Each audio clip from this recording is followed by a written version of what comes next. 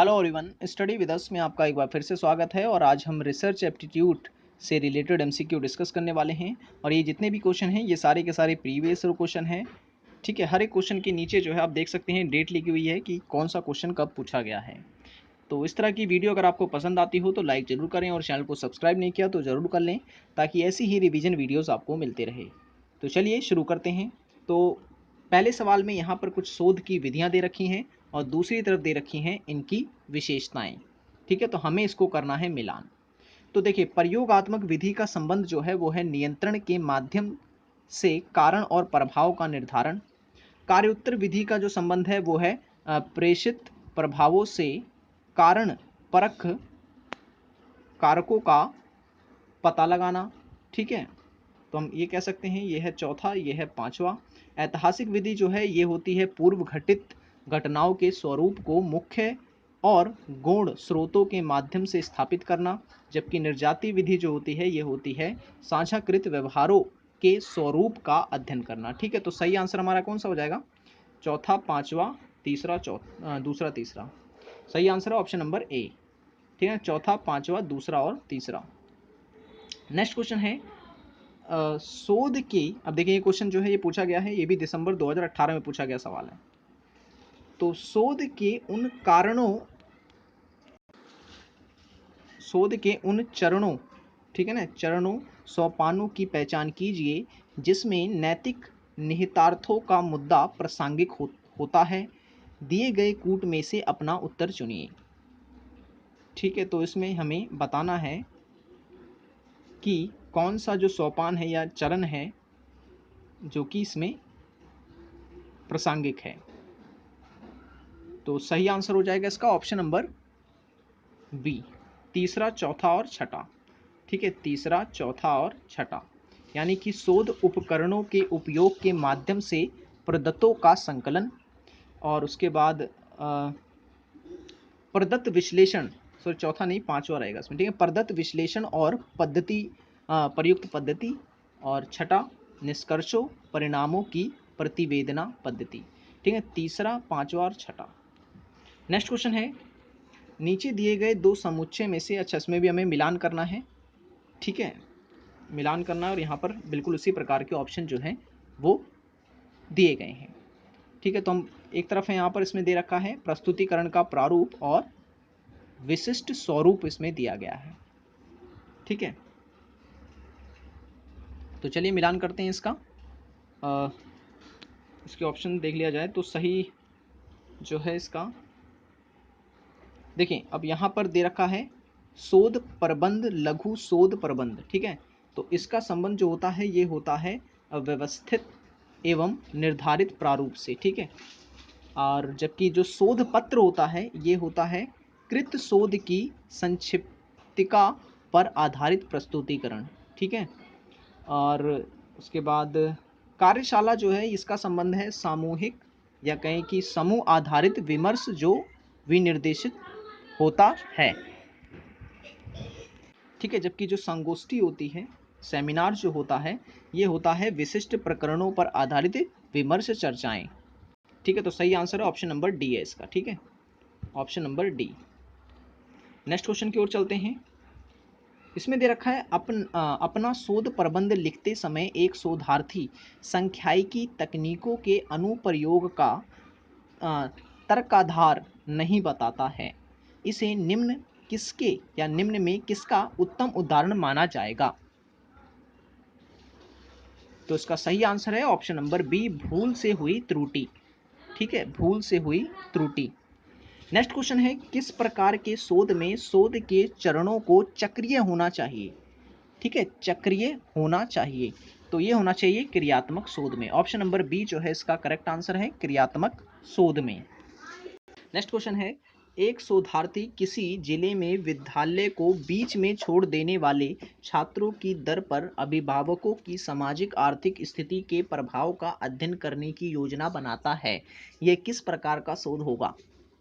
यह किस प्रकार का शोध होगा? तो इसका जो सही आंसर है वो है ऑप्शन नंबर बी, प्रायोगिक परिकल्पना परीक्षण शोध इसे हम कहेंगे।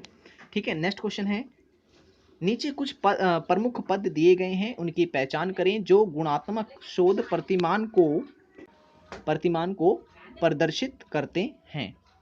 ठीक है, प्रदर्शित करते हैं। तो इसका जो सही आंसर हो जाएगा वो हो जाएगा दूसरा, तीसरा और छठा। ठीक है, तो इसका सही आंसर क्या होगा? इसका सही आंसर हो गया option number D. Option number D इसका करेक्ट आंसर है। नेक्स्ट क्वेश्चन है, किस प्रकार के शोध के लिए क्रिया सूचक शब्द नियंत्रण, हेर फेर करना और अवलोकन सर्वाधिक प्रासंगिक है? सर्वाधिक प्रासंगिक है। तो सही जो आंसर इसका वो है ऑप्शन नंबर सी।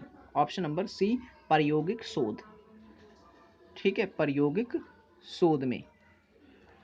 नेक्स्ट क्वेश्चन है, शोध की वैज्ञानिक विधि की विशेषता है।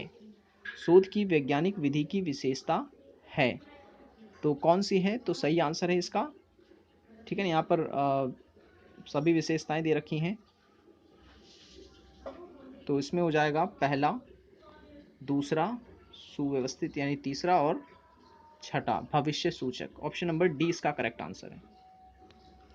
ठीक है, नेक्स्ट क्वेश्चन है, एक शोध परिवेश में प्रतिभागी सिर्फ इस कारण अलग तरह से व्यवहार कर सकते हैं क्योंकि उन्हें लगता है कि उन पर विशेष ध्यान दिया जा रहा है।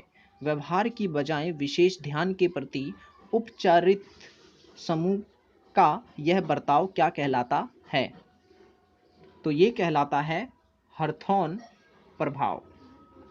ठीक है, नेक्स्ट क्वेश्चन है, जब कोई समीक्षक लेखक का नाम जाने बगैर एक शोध लेख की समीक्षा करता है तो यह क्या कहलाता है?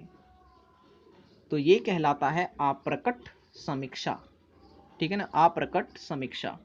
नेक्स्ट क्वेश्चन है, किसी शोध विषय की मौलिकता किन घटकों पर निर्भर करेगी? किन घटकों पर निर्भर करेगी? तो विषय की विशिष्टता पर, उपयोगितावादी आयाम पर, सहयोगी प्रणाली पर और अध्ययन की व्यवहारिकता पर।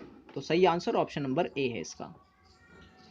ठीक है, नेक्स्ट क्वेश्चन है, निम्नलिखित में से कौन सा स्वतंत्र तथा निर्भर चरों के बीच कारण और प्रभाव संबंधों को सबसे मजबूत साक्ष्य मुहैया कराता है? तो इस क्वेश्चन का जो सही आंसर है वो है ऑप्शन नंबर सी, प्रयोगात्मक उपागम। नेक्स्ट क्वेश्चन है, मापी जाने योग्य और बदलते मापों से युक्त ऊंचाई, भार या प्रसन्नता जैसी विशेषता को आप क्या कहेंगे? तो इसका जो सही आंसर है वो है option number C. Option number C, चर कहते हैं इसे इंग्लिश में, जिसे हम वेरिएबल कहते हैं। नेक्स्ट जो क्वेश्चन है वो है, निम्नलिखित में से कौन सा शिक्षा के सिद्धांत के प्रतिपादक तथा उसके संगत सिद्धांत का युग्म सुमेलित नहीं है? ठीक है, नहीं है हमें बताना है। ठीक है, देखिए रूसो प्रकृतिवाद से संबंधित है, डेवी जो है व्यवहारिकतावाद से संबंधित है। ठीक है, प्लेटो आदर्शवाद से संबंधित है, और यहाँ पे देखो प्लेटो को प्रकृतिवादी बना रखा है, तो ये गलत हो जाएगा हमारा। Option number A correct answer इसका। नेक्स्ट है, किसी शोध रिपोर्ट में शामिल होते हैं। किसी शोध रिपोर्ट में शामिल होते हैं। ठीक है, तो वित्तीय लेख नहीं होता, प्रारंभिक भाग होता है। ठीक है, और शीर्षक पृष्ठ होता है, और विषय सूची होती है, और अंतिम अध्याय होता है। सही आंसर हो जाएगा ऑप्शन नंबर बी। जितने भी आंसर मैं आपको बता रहा हूँ ये अकॉर्डिंग टू आंसर की है। ठीक है, अच्छा, इसमें भी जो है दे रखे हैं शोध के प्रकार, और हमें जो है इसमें मिलान करने हैं। मौलिक शोध, व्यवहित शोध, क्रियात्मक शोध और मूल्यांकन परक शोध। ठीक है, तो चलिए इसका आंसर आप खुद करिएगा, कोशिश करें। अगर आपने अच्छे से इस टॉपिक को पढ़ रखा है तो आप इसका आंसर जरूर बताएंगे। ठीक है, कमेंट में इसका आंसर जरूर बताएं। आप पढ़ सकते हैं एक बार फिर से।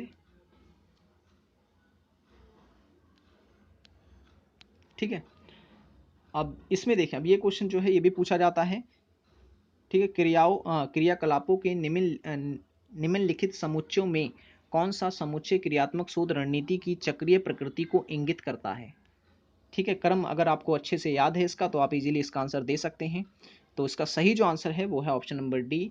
ठीक है। ऑप्शन नंबर डी, पहले नियोजन होता है, फिर क्रियान्विति होती है, फिर प्रेक्षण होता है, ठीक है, फिर गहन चिंतन करना होता है। ठीक है, तो इस तरीके से हो सकता है।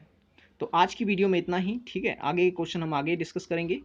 ठीक है, ये क्वेश्चन मैंने आपको दिया है, आपको इसे करना है और कमेंट में इसका आंसर मुझे बताना है। ठीक है, तो वीडियो पसंद आई हो तो लाइक करें और चैनल को सब्सक्राइब नहीं किया तो जरूर करें। मिलेंगे नेक्स्ट वीडियो में। और अगर आप हमारी पहले की वीडियोस को देखना चाहते हैं तो देख सकते हैं, लिंक डिस्क्रिप्शन में दे दिया गया है।